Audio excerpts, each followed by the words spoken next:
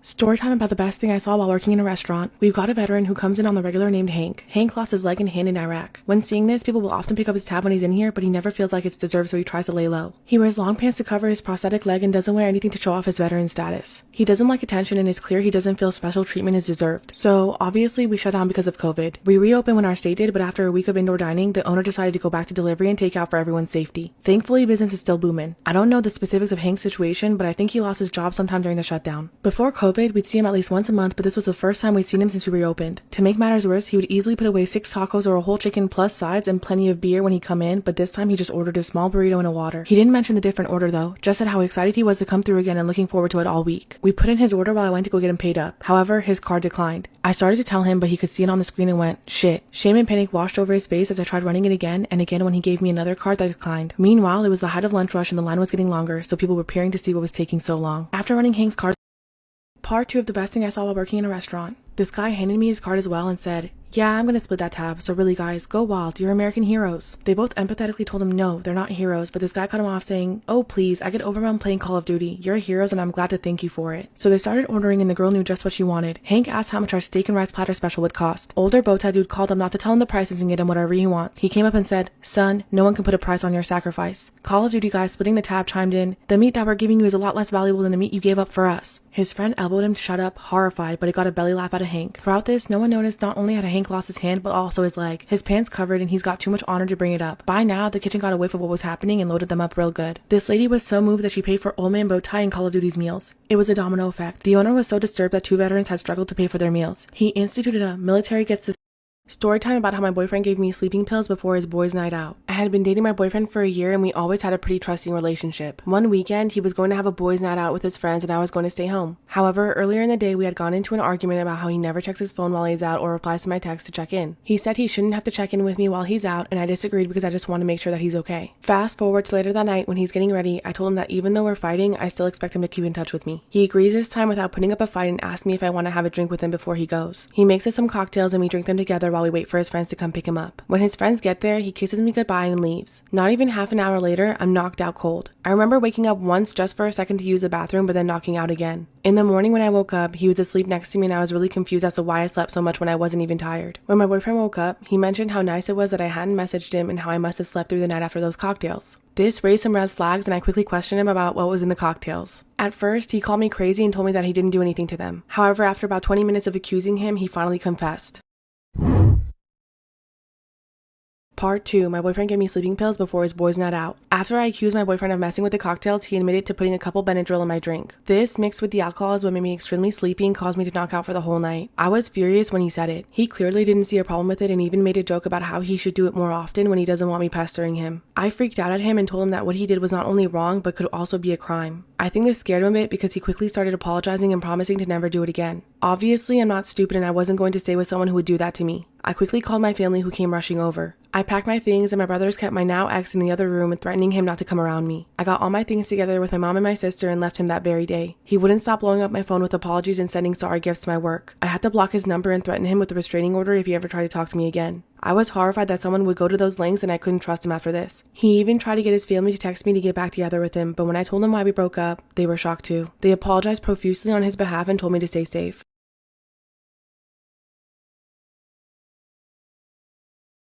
Storytime about how one best friend saved me from the other. The school I went to was a public school that never cared or paid attention to things that went on unless it was brought up to the school board directly. It was sophomore year of high school and I had class with both my girl and boy best friend. The girl's name is Aspen and the guy's name is Nick. Since our teacher didn't care, all 3 of us picked our seats together. I sat in the middle between Nick and Aspen. Nick and I had known each other since kindergarten, so I was pretty comfortable with his company. I never thought anything of it when he leaned his head on my shoulder or squished my face with his hands. However, about halfway through the year, things started to take a turn. During class, Nick would put his hands on my thighs or he'd lean on me and wrap his arms around my waist. This started to make me feel uncomfortable. We were seated in the back of the class, so no one noticed him making me uncomfortable except Aspen, who had no idea what was happening because I never alarmed her of it. I didn't say anything because part of me thought I was overreacting. After all, he was my best friend. One day, the class was empty because it was a free day, so we could all just hang out in the classroom or the commons. The teacher was God knows where, and Aspen had left to go print something for a different class in the printing room. I was left alone in the back of the classroom with Nick. For a few minutes, things were fine. I knew that Aspen would be back, so I just read my book. Then out of nowhere, I saw Nick stand up and shut the classroom door.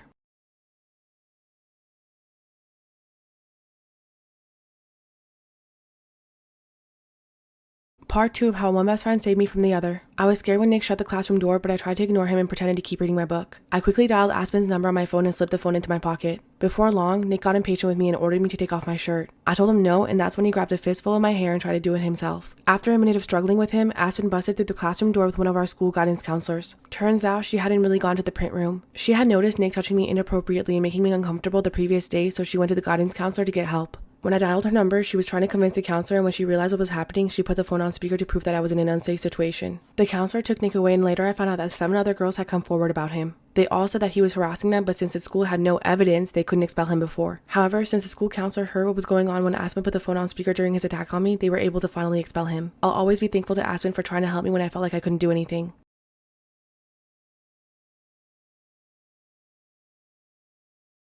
My boyfriend and I have been together for 5 years. We went to the same university, and after graduation, I started my catering business in our hometown. He got into computer systems, and we've both worked hard towards our careers. Everything seemed to be going great for us when my boyfriend came home one day and told me that he got a promotion. I was excited for him until he said that the position was in another state. He told me the pay is almost triple what he's making now, and he doesn't feel like he could pass it up. However, I've worked hard the last few years on my catering business in this city. I've got a ton of big clients who regularly order, and business is booming for me. Obviously, I'm going to have doubts about moving to another state and starting from scratch. This would also put me in a financially stressful situation as my income would plummet until I planted roots in a new state with new clientele. I told him I wasn't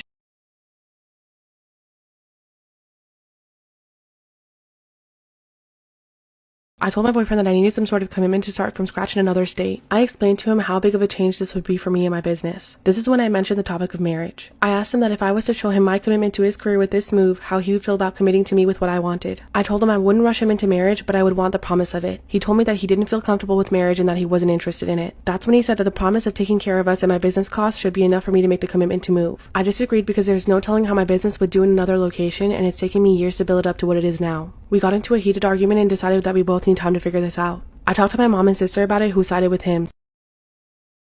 Storytime about my darkest catfishing secret. I had just finished sophomore year of high school and it was summertime. My boyfriend at the time had just broken up with me for another girl named Emily. Emily and I had been friends and went to the same youth group together along with my now ex-boyfriend Andrew. Andrew ended up going to prom with Emily just a few days after he broke up with me. I was heartbroken and extremely mad at them both. I felt betrayed by them, but more so Emily because she was supposed to be my friend and uphold girl code. I wanted to get back at her and brainstormed ideas on how to do so with my best friend Marie. I suggested to Marie that we make a fake online profile of a boy, add Emily, and catfish her. Marie was on board, and one night when we were having a sleepover at her house, we made a fake account. We used photos of a mutual friend that we both knew but Emily didn't know. We named the boy Scott, added Emily, and started talking to her. Some days Marie would talk to her and other days I would talk to her as Scott. We also got a fake number and gave it to Emily so that she could text Scott. Emily and Scott would talk all day, every day. Marie and I even took driver's ed over the summer and Emily was in our class. We would text her during class and watch her reactions when texting Scott. After a few weeks of talking, Emily told Scott that she loved him. However, Marie and I weren't satisfied, so we kicked things up a notch.